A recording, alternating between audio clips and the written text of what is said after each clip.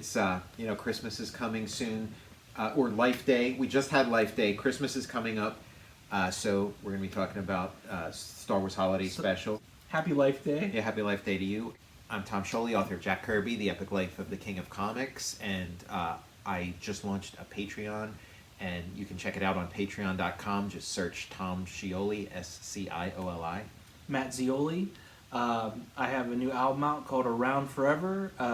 You can download and listen at santamiravideo.bandcamp.com and follow me on Instagram at cinema_tune. And you can follow me on Twitter at Tom Scioli or on Instagram at Tom_Scioli. And you can follow the show on Twitter at Total Recall Show or on Instagram at Total_Recall_show.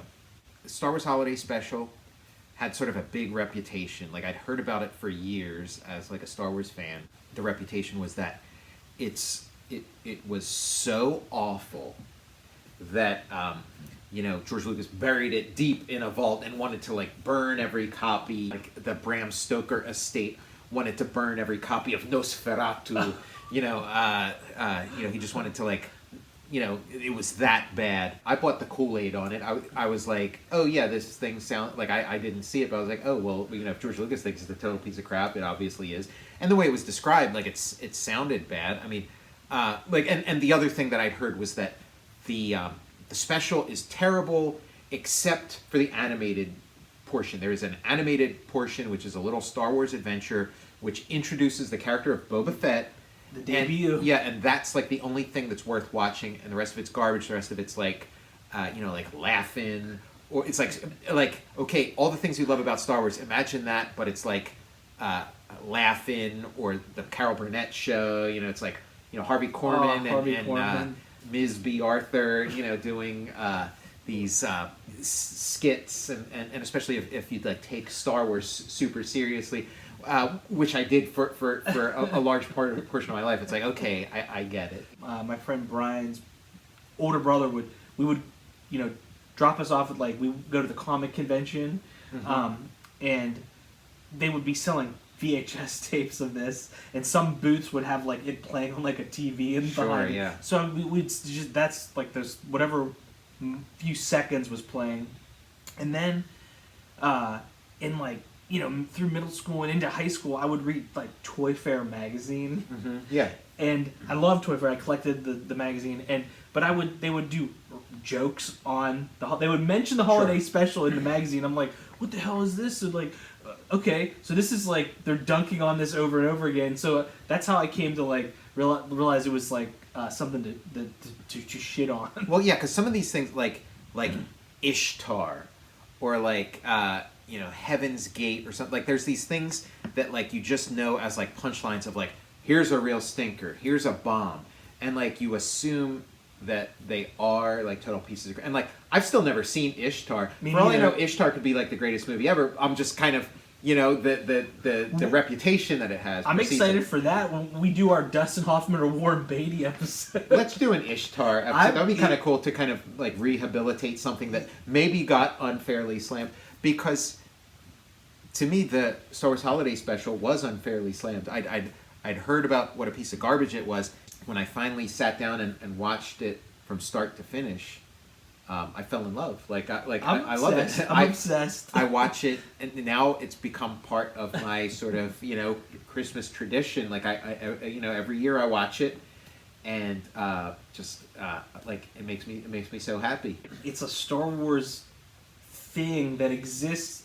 It was right in the time between Episode 4 and Empire, and it's this was there all along. It was the sequel to Star Wars. Yeah. It was Star Wars Part 2. Was this this vaudeville a TV, variety show. Variety show. Yeah, that's what it that it is 70s TV.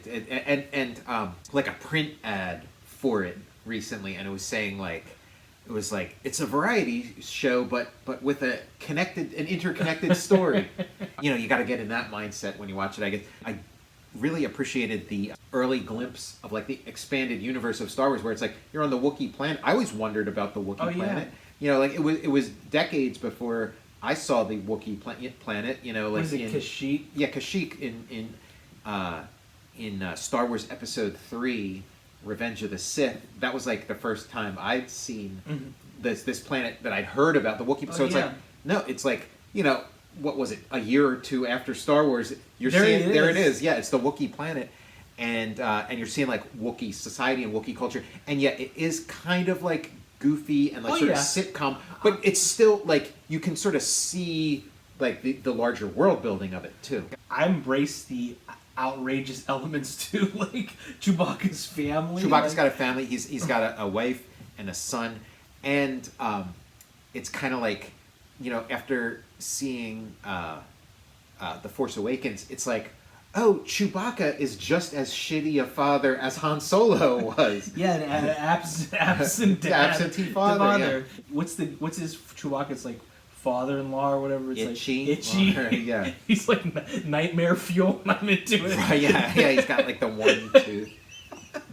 And then Lumpy, we love Dear Lumpy. Like, I love how everyone's working on like an X-wing model or something. And I'm like, that's so cool. Yeah, I think he has the, isn't it like the same model that Luke is playing with, of like the T-16 or whatever? Yeah, and like he has like a stuffed bantha.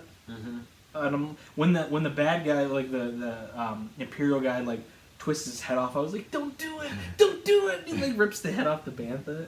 You know, George Lucas kind of famously said like he wanted to like not show any culture in the Star Wars movies. That like he wanted to avoid fashion. He wanted to make the clothing as like sort of timeless and bland, maybe is a word, but as unspecific as possible.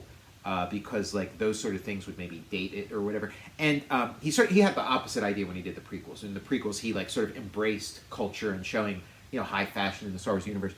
But in the Star Wars Holiday Special, we get to see the culture of the Star Wars universe. You get to see what kind of TV shows people watch. Like what is entertainment like in the what's TV in the Empire, and you know, there are like serious elements to it. You sort of see the effects of the Empire on sort of everyday life. Yeah. You know, the way you'd have to get certain products in sort of like a contraband way. Showing your credentials. Like, you have to show your credentials.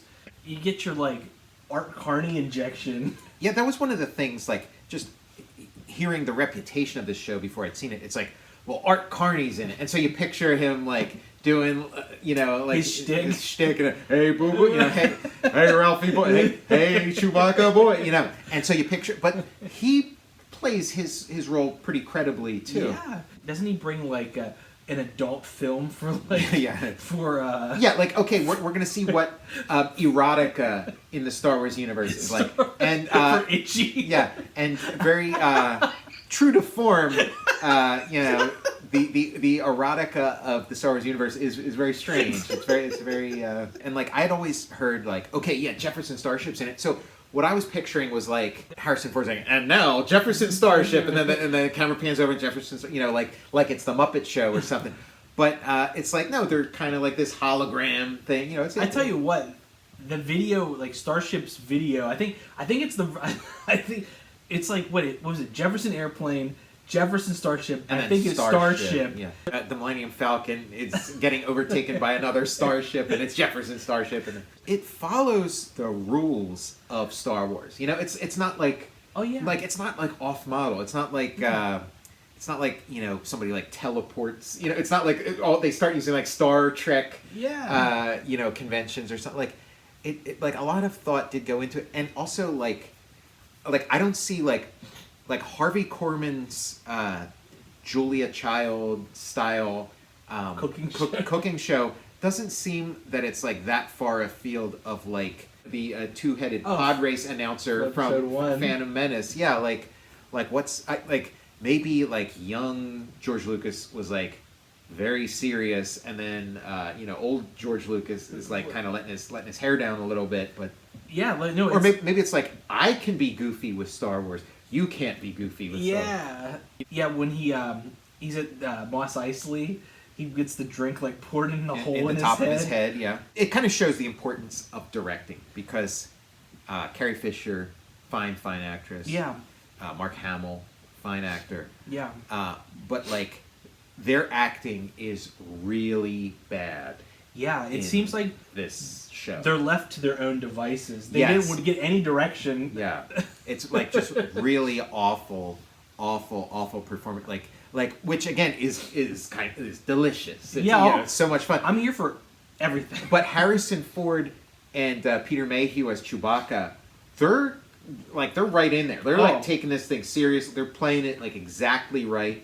Harrison Ford, I don't know if it's like it's his own will of his own talent, or he got some good direction, but like his Han Solo performance, like you said, could fit in any of the Star Wars movies. Yeah, completely consistent. Yeah, you could take like his scenes and put them right in like a Star Wars movie, you know. And when he's like sneaking up, when I think the bad guy has like a gun at like Lumpy or something. When Han Solo is sneaking up, he's doing he's right in the zone. And when they're in the Millennium Falcon cockpit, it's like indiscernible from like the actual movies. And yeah, like the kind of like shtick or whatever that Han Solo is doing in the holiday special isn't too far from what he's doing in Return of the Jedi when he's like tapping the biker scout on the shoulder and then running in the opposite direction and stuff. It's it's all of a piece, and it is like Return of the Jedi the way George Lucas initially envisioned it in like his earliest script for the Star Wars movie, which was this big story that he decided to like cut down into pieces and change and adapt. It was that the ending of the story was going to be they go to the Wookiee planet and they enlist a bunch of Wookiees to join them and pilot all these X-Wing fighters and then go destroy the Death Star. That was like the ending, was the Wookiee planet. By the time he got to Return of the Jedi, it's like he realized that like he couldn't use the Wookiees anymore, so he used the Ewoks in place of the Wookiees. So it is kind of like the Wookiee planet and the Ewok planet are kind of like two versions of the same thing. A shaggy group of folks. Yeah, cuddly, like it kind of, Star Wars grew out of like the '60s and the hippie movement, so it is kind of like the hairy, shaggy folks coming to like save the day. George Lucas is like, there's like all the Wookiees, and he shows up with his beard and his hair. He's like, there's like a couple of kind of cool action scenes in it where like stormtroopers, there's a little bit of like shootout and some action. Yeah. In this sort of like the Wookiee sort of like treehouse city, not too different from the Ewok village. Yeah. And like they're getting like thrown off the edge and like falling down these huge falls. Lumpy's definitely a little hairy daredevil. Like he's like balance beaming on like playing with shaking hands with danger. And he is kind of like Wicket in Return of the Jedi. It's kind of like this like child, who is kind of like very like plucky, adventurous, and kind of saves the day. And Lumpy. And I love his room. Mm-hmm. He's got. Weren't you so jealous? I know. He's got the bantha, and then that's bastard stormtrooper like rips his head off the bantha. Yeah, you get to see some like, some of the non-stormtrooper, like the sort of like Imperial officers just being real bitchy. Yeah. And then I'm loving the extended Mos Eisley Cantina. Yeah, with Ms. B. Arthur, doing her cabaret show. Mod era. Yeah, getting back to her 3-penny opera roots. Yes. You don't realize, she was in a scene with Greedo. Yeah. It is like the Mos Eisley Cantina is maybe the most memorable part of Star Wars. It may be the most memorable part of like the whole series. It's kind of cool getting another look at it, another visit, seeing it from another angle. And again, it is still like within universe. It's not like presenting Ms. B. Arthur. It's like it's. Were they using the Mos Eisley? They had to have been. It looks like the same set. I don't know if that was like a set that was like a soundstage set, or if that was really in Tunisia or whatever. Oh, yeah. Otherwise, I'd say no. But I'm thinking it's probably a soundstage that they either like used the same set or reproduced it, or maybe had the same pieces. They just weren't in Pinewood Studios, you know. Look, B. Arthur's putting her hand on Mo Malnate Dawn or whatever. Like, it's kind of cool seeing Star Wars as this thing that's not quite so hermetically sealed the way it like eventually became. Yeah, you're absolutely right. Like, yeah, it's like, okay, there's been some openings in the Star Wars bubble. There's little slits. B. Arthur and Harvey Korman and Art Carney have somehow like worked their way in. Yeah, and Diane Carroll, and Jefferson Starship, and there's sort of a companion piece to the B. Arthur cantina scene. There's like one of the episodes of the Richard Pryor show. Around the same time period, you know, had access to the cantina characters and stuff, and so he it's like Richard Pryor is like roasting all the cantina creatures. Oh my god, I've never seen that. You need to check it out. It is must viewing. Holy shit! It's hilarious. Holy shit!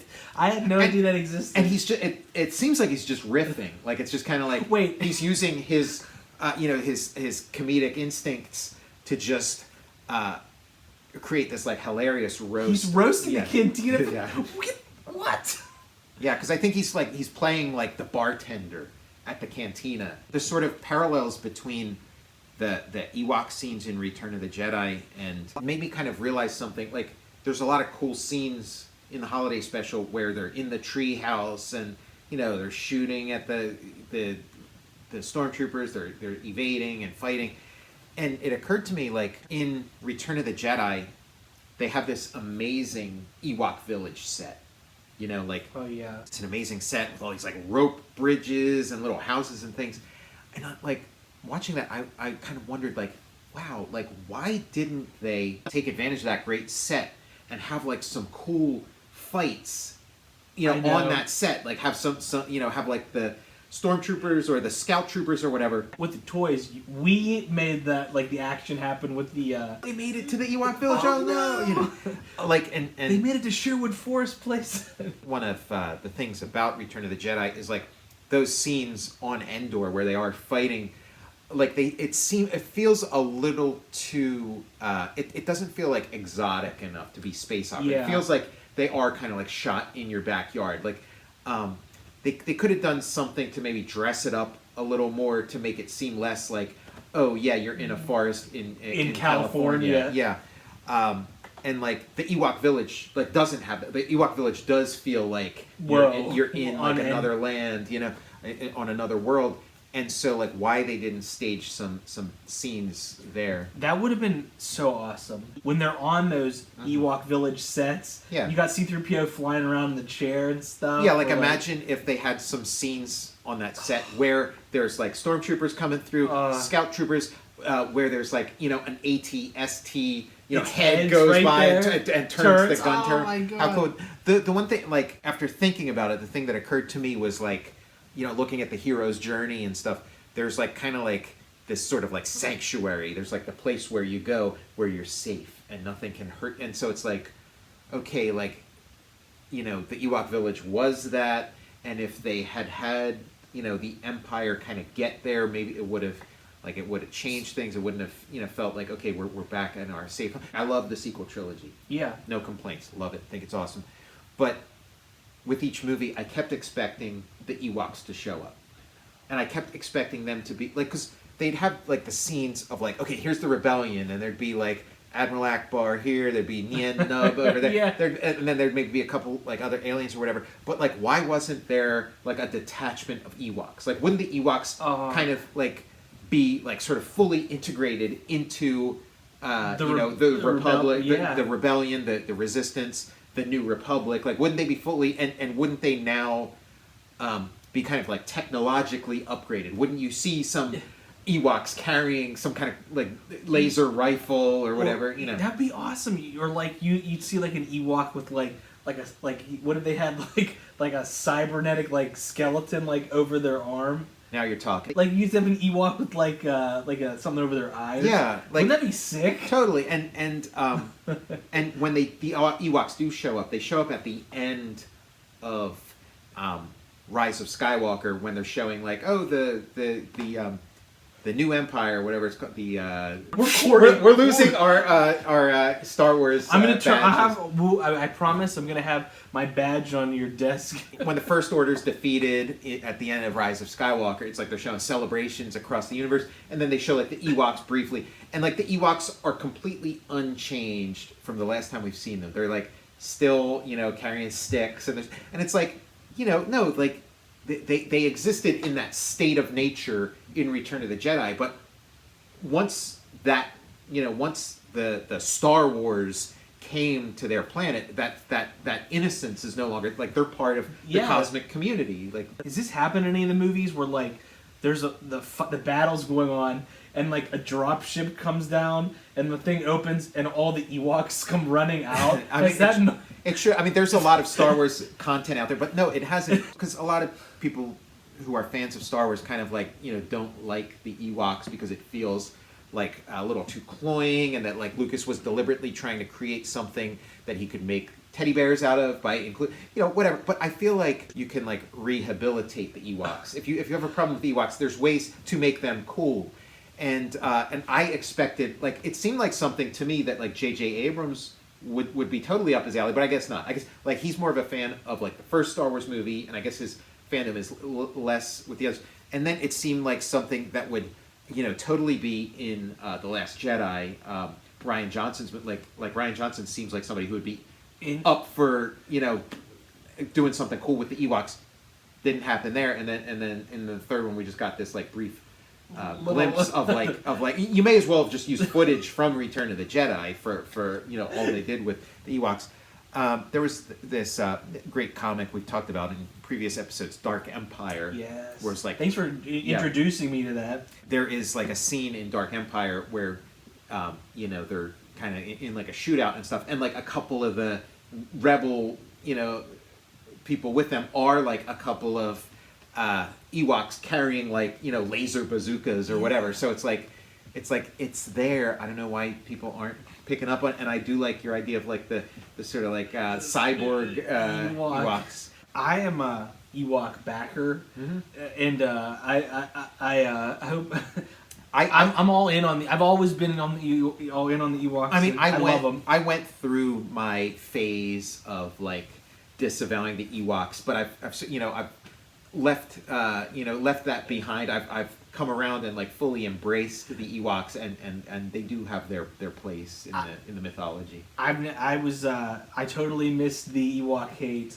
Yeah, you were lucky. You were spared. I was spared, and I didn't know it was a thing till like sure was. recently. It sure was. Yeah. I wonder if there is some edict like with these corporate properties. There's like sometimes there'll be somebody in charge who's kind of like, oh, I don't like this particular character. Like I know like for like Hasbro, there was a period where I guess there was somebody in charge who was like, I don't like Bazooka, the character Bazooka, so we're gonna downplay Bazooka and stuff, so maybe there's somebody running Lucasfilm who's like, I don't like the Ewoks. We're not, you can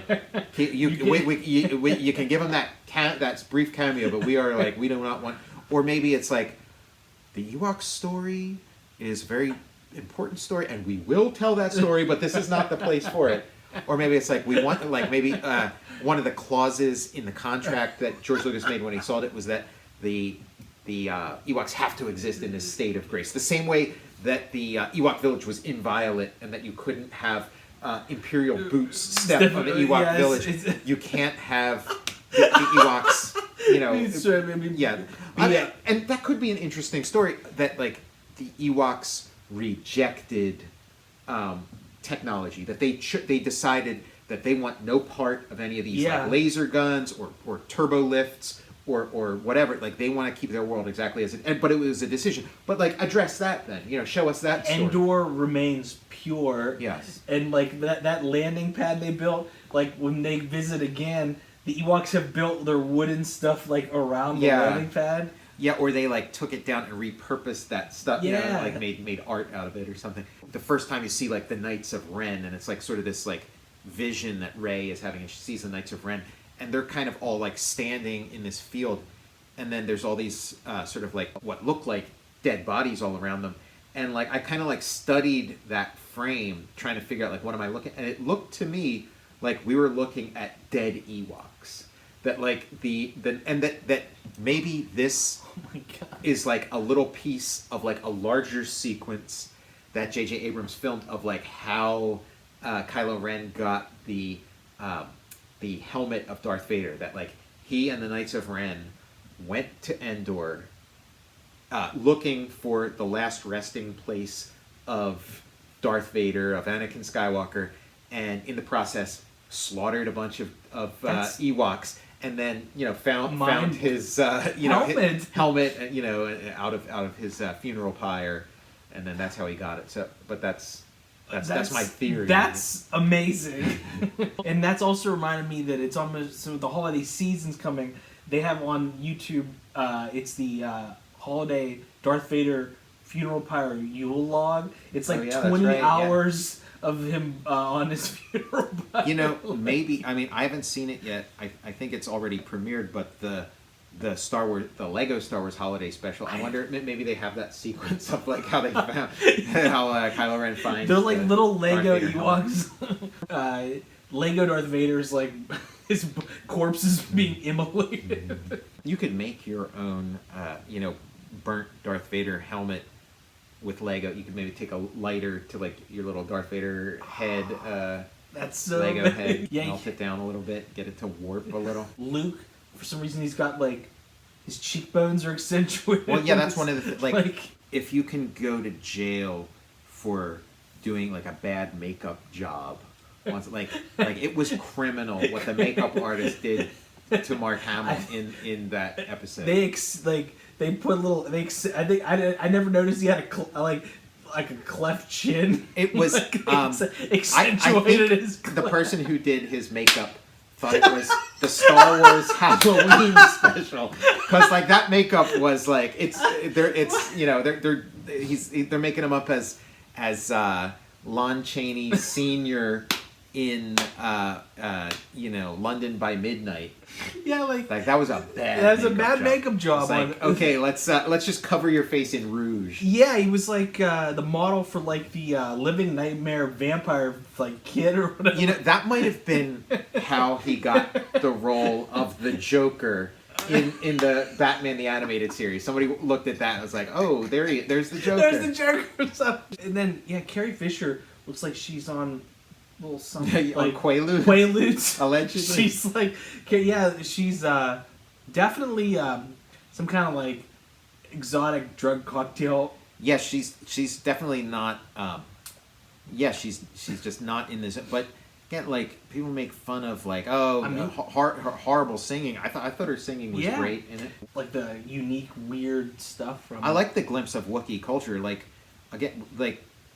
The way Wookiee culture has been presented in other, like, more reputable Star Wars things, it's been pretty kind of, like, dull, kind of pedestrian. Yeah. Like, I love the red robes and the crystals and things that they're, I love it, too, and their houses are, like, how I envision, like, Wookiee house. Like, I like how it's, like, they look different than Ewok structures, and the trees, like you can see the tree in the middle of their house. Mm-hmm. Yeah, there's like it's like architecture built around the trees. Like there's a little more of like a human hand or a Wookiee hand than there is in the Ewok village, but it's still part of nature. It's kind of like Frank Lloyd Wright, Swiss Family Robinson. I think Swiss Family Robinson is kind of like the starting point for like. The fantasy of the cool tree, living in a cool tree house. Tom, I love your description of the Wookiee structures. Frank Lloyd Wright meets Swiss Family Robinson. And then there's also a little bit of like Robin of Sherwood, and and again like the toy of the Ewok village got repurposed for the Robin of Sherwood playset. There's the would lift. It's raising up. I see Wicket and Friar Tuck in there together. Ewok villages are really hard to come by. The Ewok Village toy is really hard to come by, very expensive. And then like the Ewok Village Lego is another one that's like really hard to. Yeah, exactly. Big mistake. And so I'm wondering if maybe a loophole, like maybe the Robin Hood Prince of Thieves treehouse play set. Maybe that's like, maybe you can find that and it's a little cheaper. I don't. Maybe it's even more expensive because Robin Hood Prince of Thieves was not the licensing bonanza that Star Wars was. Maybe we saved the best for last. The one like long before I ever saw the Star Wars Holiday Special, I did make it a point. The early days of YouTube to watch the Boba Fett cartoon because I'd heard that's it. So like I made a point to. So I did see that part, and that part it is like. It's the same kind of style of animation as like the Droids TV show. Yeah. And it is like it's a very unconventional. Like it's not the kind of like just vanilla kind of bland animation that you would tend to see in the 80s for television. It was kind of quirky and had its own identity, but it is like a cool little lost Star Wars story. You see that Boba Fett was like really featured before. It's like he wasn't, he has a big kind of, big role in Empire, but like, yeah, Boba Fett was front and center. Yeah, like, for whatever reason, like George Lucas kind of like knew he had something there, or was like, okay, people are going to be into this, and like I remember the promotion for the Boba Fett toy it was like the movie hasn't come out yet, but you can send away, some proofs of purchase and I remember like the kid who lived across the street. The Boba Fett came in, and it came in this like little white cardboard thing in the mail. It looked like a little coffin, and it was like opening it up and pulling out the Boba Fett. Like that was like a big deal in the neighborhood when that arrived. Wait a minute! Oh my God! Wait, one of the most sought after Boba Fett or Star Wars toys in general is I think it's the mail away rocket firing Boba Fett. I'm not sure where. That's like a Mandela effect. That's like a myth that doesn't exist. The mail away Boba Fett was advertised to have the rocket launch, but none of them shipped. They did not. They shipped as the rocket. Oh yeah, the rockets is fixed. Yeah, just like when the toy came out in stores, it's the same one. So no, like the mail away Boba Fett with the rocket launcher does not exist.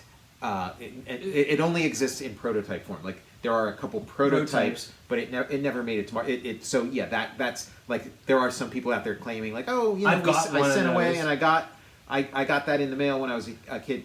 They didn't. They got the regular Boba Fett. But still, the mail away Boba Fett is pretty exciting. The mail away, is huge. That's huge, Tom. Yeah. We didn't have the mail away Boba Fett, but the kid across the street had the mail away Boba Fett. I did have the mail away Star Wars. I forget it was called like the Star Wars supplies, or it was like where you mail away and then you get this pack of like backpacks, oxygen masks. That's awesome. Rifles, gun. It was like for your toys. So you got this kind of like arsenal, and with like for your toys, which did have like little backpacks and things that weren't available with the toys, and the oxygen masks that they wear when they're inside the belly of the monster in the asteroid in Empire Strikes Back. Those masks, that was part of it too. There's these like clear little things you could stick on like your Han Solo.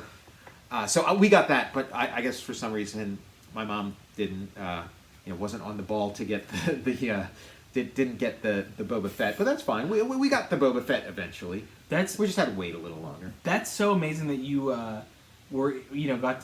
you knew someone that had the. I feel very very fortunate to have known and to have been there when it arrived. Yeah, because like he got it out of the mailbox, opens it up because again you're not going to wait if you get Boba Fett in the mail. You're going to open that thing. How fun is that? Like getting something in the mail that's got like a Star Wars thing to it. I pulled the trigger on all that stuff for when whenever they did Power of the Force lines. They had a couple mail-aways. I remember getting Ben Kenobi, the Ghost of Ben Kenobi. That's a good one. From Lay's. Do you still have Ghost of Ben Kenobi? I still got the Ghost of Ben Kenobi, and then from Fruit Loops, I got like Han Solo and Stormtroopers disguise. And they might have done too many mail-aways, but like because Boba Fett seems more special. That's the story of Star Wars. It's just like they took something special and then went 1,000 steps too far with it. There was like a Ba'amar monk, like the spider with like the brain in the jar. I don't know where the hell I got that from, but that was a mail away. Okay, $225,000 for the Boba Fett action figure with the missile launcher. So it's gone up in price since the last time I checked. It was like $10,000. So okay, yeah, the rocket firing one, which you would only get if you like knew somebody who worked at Kenner. A kid took a Battlestar Galactica toy. It was like the Battlestar Galactica Cylon spaceship, and it had launching. You press a button and the missiles launch, little plastic missiles, and he like stuck it in his mouth, pressed the button, launched it in his mouth, and choked to death. Oh my god! And it became this like big news story, and like it got like falsely reported as the kid choked on a Star Wars toy, and this like gutted George Lucas, like it like that like he was getting the blame for this like tragedy, and getting blamed by by a Star Wars ripoff, something he viewed as a Star Wars ripoff, and like he hated Battlestar Galactica. He felt like they were basically stealing from him, and it completely like obliterate, like there was no chance of him having any relationship with John Dykstra, who did the special effects for Star Wars after that, because he did the special effects for Battlestar Galactica, and he felt like, okay, you took this thing that like we created, and now you're giving it away to somebody else. Fuck you. So when there were those news stories of this kid choking on this missile, and George Lucas being blamed for it, he's like, okay, we're not doing anything like that on our toys. So and this was before the Boba Fett's came out, so it was like all the Boba Fett's got the missile got glued in, and that little button that launched it got filled in with plastic. So Boba Fett in the Star Wars Holiday Special, like when Boba Fett shows up in Empire Strikes Back, it's clear he's an evil character. Like he's pretty clearly a bad guy. But in the Star Wars Holiday Special, that's his first appearance, and he's a man of mystery. And when Luke Skywalker first meets Boba Fett, he meets him as a friend. Like he helps Luke at first, and he appears to be a good guy. And then by the end of the story, he finds out that Boba Fett is actually like working for the Empire and double crosses him. But there is that moment where he is this man of mystery. Is he a good guy? Is he a bad guy? Who is he? And it's only there in the Star Wars Holiday Special. I love that, and like I love Boba Fett's little like weapon he's got, like the pronged and also Luke Skywalker's flying a Y-wing. That might be the only time he's flown in that. Well, Luke Skywalker and Princess Leia fly in a Y-wing in Splinter of the Mind's Eye, in the novel Splinter of the Mind's Eye. So sorry. There's all these like, because I figured like George Lucas has, Star Wars is his baby, and so he doesn't like the Star Wars Holiday Special. You're never going to be able to buy Star Wars Holiday Special. But now that he's sold it, I assumed like some things would get loosened up. So like I assume at some like Disney is going to exploit the hell out of anything. So I'm assuming there's going to be a point where you can buy the Star Wars Holiday Special. Yeah. I'm also assuming I did assume that we're going to get like the original versions of the original trilogy without the added CGI and added scenes that George gave the special editions. That hasn't materialized yet. We haven't gotten those yet. I figured they're on the way though. Maybe we'll get the missile launching Boba Fett. B. Arthur and Art Carney will become canon parts. I do wonder, like, how come we haven't seen like a Splinter of the Mind's Eye? I mean, I guess like they after like Solo, they kind of like put the kibosh on like going full out with like a Star Wars movie every year. But I maybe there were plans to give us like a Splinter of the Mind's Eye movie, but like a Splinter of the Mind's Eye animated thing, or I didn't know that that Boba Fett animated segment is like an Easter egg on some DVD release of Star Wars. It might be hidden on there. Because I think that's also like that's the only part of the special that George Lucas didn't disavow, and I'd assume he probably had more direct involvement in that portion. Yeah. Where like it was sort of like TV producers were involved in like the rest of the show. One famous like Academy Award show writer Bruce Vilanch was involved in this show. Okay, yeah, Bruce Vilanch. That's cool. Boba Fett's, the way he's colored, the color of his armor Yeah. and everything is different from like how he ended up in Empire Strikes Back. But the way his armor is colored in the cartoon is the way the Mandalorian's armor is colored in the Mandalorian. It is like more like silvers and browns. So, I mean, I think very consciously they emulated that color scheme for the Mandalorian. The holiday special definitely is canon. Sure, it's canon, or like a version of it is canon. So like, what they need to do is reshoot it, and hey George, do a special edition of it. Add in whatever kind of gloss you want to make it the way you want it to be, and then put out the expanded edition of the holiday special, and then as a bonus feature have like the original unedited version of it. I mean, yeah, because Life Day is canon at least now. I mean, and if it's in the Mandalorian, it's canon. I've read a lot of the Star Wars comics. I'm not a completist. I haven't read all of them, but I've read a lot of them, and I'm assuming somebody has or will rehabilitate the Star Wars Holiday Special. They will like do an issue or two of the Star Wars comic where it's like a flashback to like the time that Han Solo and Chewbacca went back to their home planet, went back to Kashyyyk to like be home in time for life. I'm sure they'll figure out a way to fit that, and if not, I'm offering my services to do that. Absolutely. Well, you heard it here first. It's one of those things of like like an infinite number of monkeys and an infinite number of typewriters will eventually type up the complete works of Shakespeare. So I'm sure there are enough Star Wars comics that I'm sure somebody has done it or will eventually do it. So we talked about Mark Hamill's bad makeup. We talked about Art Carney, Harvey Korman. Also, Kenny Baker should fire his agent back then. How did they not? They're like R2D2 as R2D2. That was one of those things, yeah, like in Frankenstein, like Frankenstein's the monster as question mark. Right. At least at the end, it says Boris Karloff. I think that that R2 might have been in C-3PO wasn't as himself. No, he was as Anthony Daniels as C-3PO. It might have been like an RC R2. And they're filming it, and Kenny's like, "Hey, wait a sec." They're like, "Yeah, we're down here at the studio filming the holiday special." He's like, "You rat." The version of the Star Wars Holiday Special that I watched most recently was just on YouTube. Again, like if I could buy it, I would. It's not for sale. So watched it on YouTube, and there's a couple versions of it on YouTube, but one of them was like a version where it had all the commercials. Oh my god! And it only ran once. It's like, it seems like something that would have been a perennial. It would have been like every year in December, and it should have been that. It's just because George Lucas did not like it, to say the least.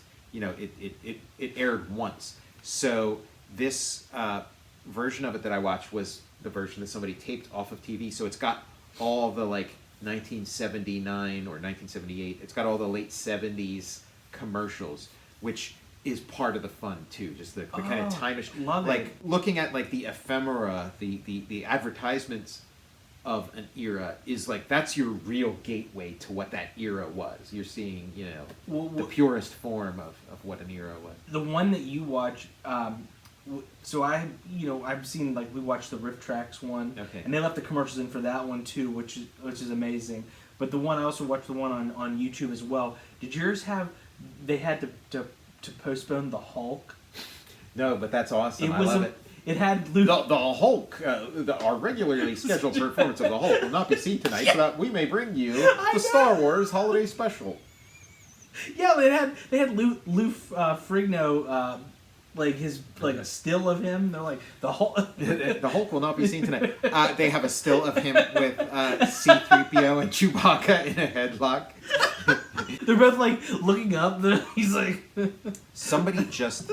I just saw on Twitter today. Somebody posted the like when Empire Strikes Back aired for the first time on network television on NBC in 1987, and like I remember that, and like I didn't realize that was the first time it had been on, but I remember that when they showed it, and like I was so excited to see Empire Strikes Back on TV, and it had like bumpers where it was like, this transmission, our transmission is being interrupted by a message from the Galactic Empire, and Darth Vader starts talking, and it's James Earl Jones, or like a really good imitation of James Earl Jones, introducing the movie in universe during this. It was during this Star Wars drought, 1987. It's like there was no more new Star Wars content in 1987, and like the Power of the Force toys were like 2 years in the past. So we're in the Star Wars drought. I've been in the process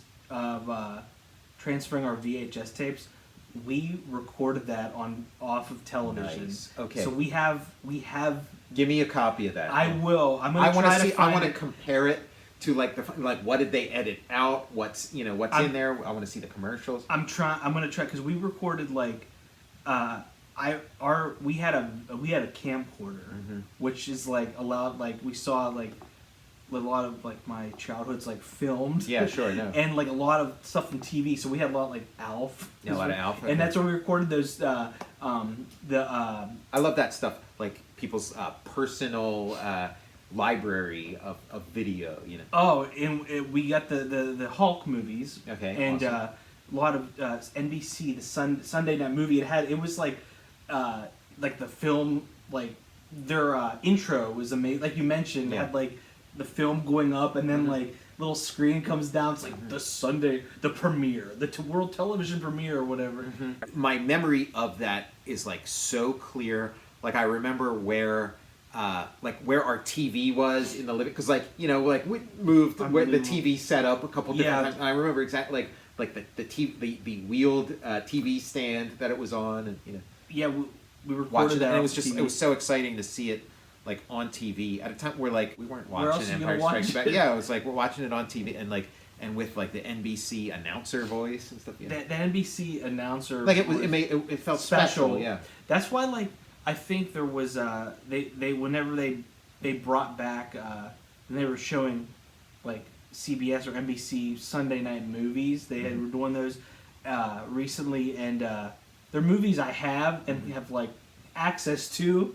But it's like, you know what? I feel like watching this with commercials. Yeah, I want to see it with commercials. I want to see it with like that weird like the static, Yeah. And like I love that analog static. That's something that's gone now. Analog static, which again, it's like something that you hated when you were a kid, and now like you long for. It's like your lost youth. NBC had The Empire Strikes Back, and then I remembered like CBS would like run the first Star Wars. They CBS would. Which I guess like CBS and Fox were like the same company. So it's CBS Fox. Yeah, so I wonder how NBC got their hands on the license. But yeah, CBS would show the first Star Wars, and I remember. I mean, I've seen it since then, but where like the intro for it, where it's like there's a bunch of people all standing together. They're like, they all say at the same time, we've watched Star Wars 100 times. That blew my mind. Like, wow, I'm so jealous. How do you get to watch Star Wars 100 times?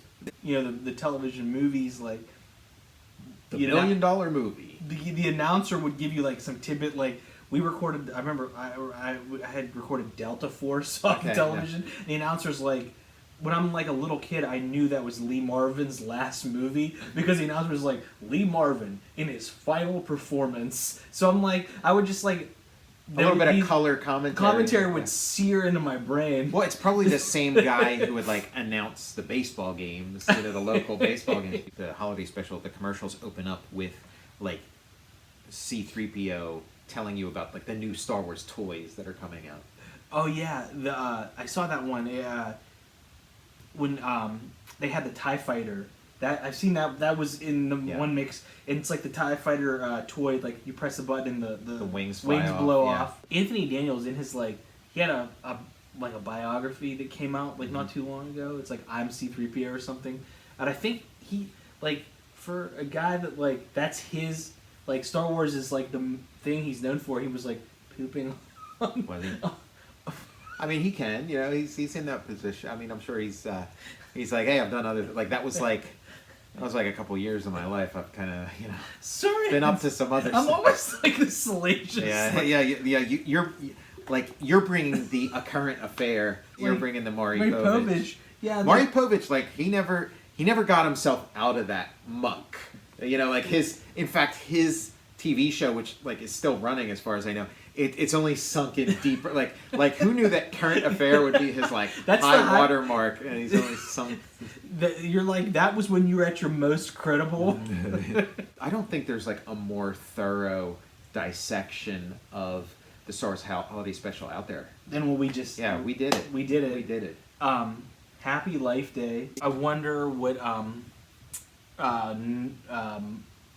lumpy, itchy, scratchy, bitchy, witchy, snitchy, crotchy. I think Mela was Mrs. Chewbacca, Mrs. Baca, which like she like I don't like.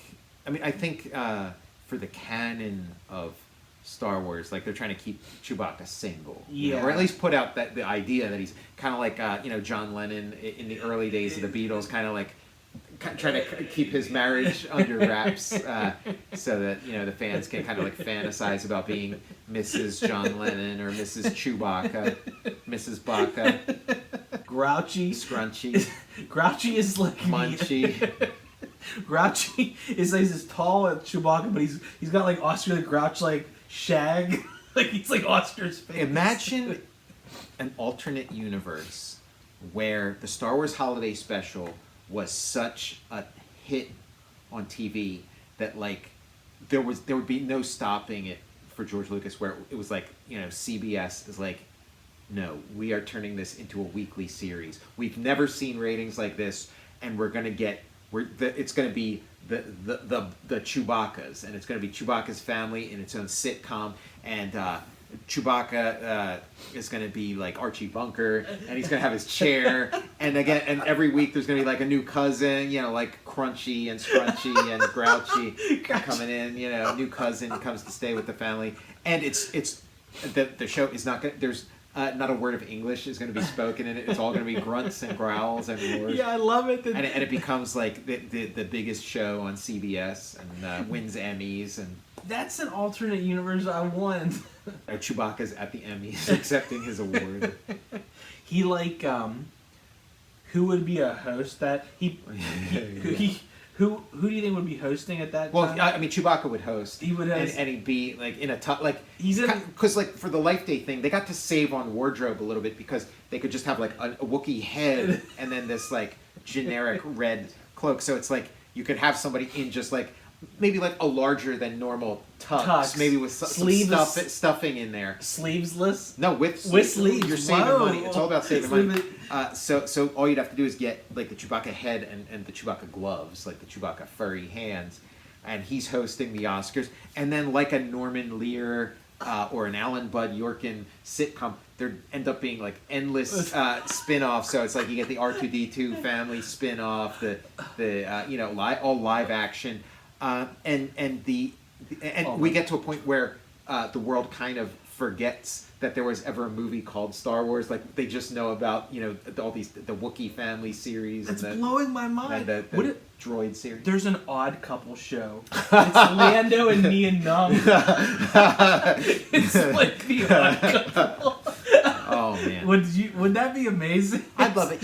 Like since they're doing all these like Star Wars comic books, and it's like Marvel, and like. And there's endless like crossovers and spin-offs. Why isn't there just like a Lando and Nien Nunb ongoing comic book series?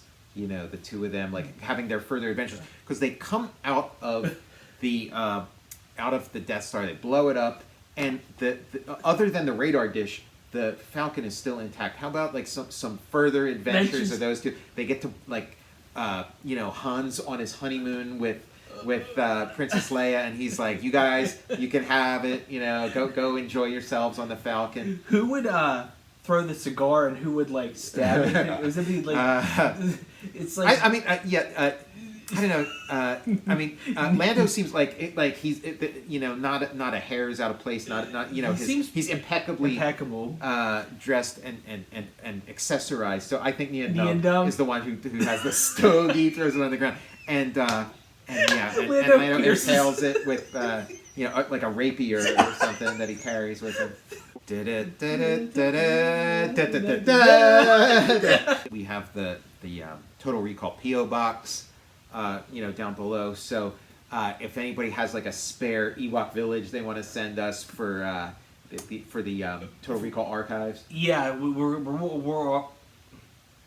will archive that, and also a Boba Fett mail away. If anyone has, if you have a Boba Fett prototype with the launching missile, send it to the PO box. We will archive that.